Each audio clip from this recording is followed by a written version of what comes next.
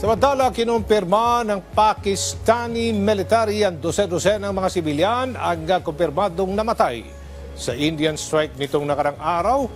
At Chinese President Xi Jinping ang granding sinalubong sa Moscow, China-Russia ties.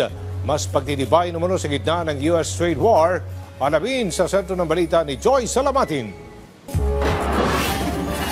Hindi bababa sa 31 ang kumpirmadong nasawi sa Pakistan matapos ang missile strikes na inilunsad ng India.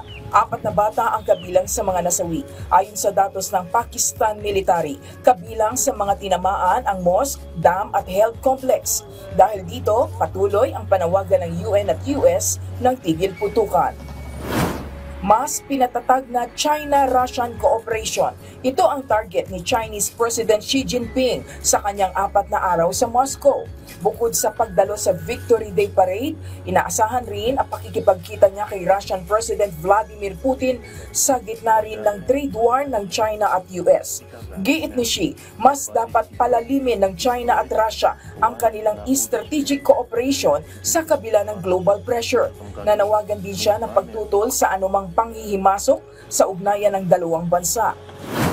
Samantala, nilinaw ni US President Donald Trump na wala siyang balak bawiin ang ipinataw niyang 145% na taas taripa sa China. Ayon kay Trump, ang China umano ang dapat magsimula ng negosasyon. Noong tanungin naman si Trump kung ano ang dapat gawin ng China para magkaroon sila ng tariff negotiation, giit niya, "Well, they have to stop fentanyl from coming in. That'll be a very big part." Sa Mexico, napuno ng kulay at saya ang mga kalsada ng Guadalajara para sa Balloon Parade 2025. Ang pinakamalaking balloon parade sa buong mundo. 12 higanting float ng sea creatures na gawa sa biodegradable latex balloons ang ipinarada. Iba't ibang international artists din ang nagdisenyo ng mga balloon float sa temang The Bottom of the Sea.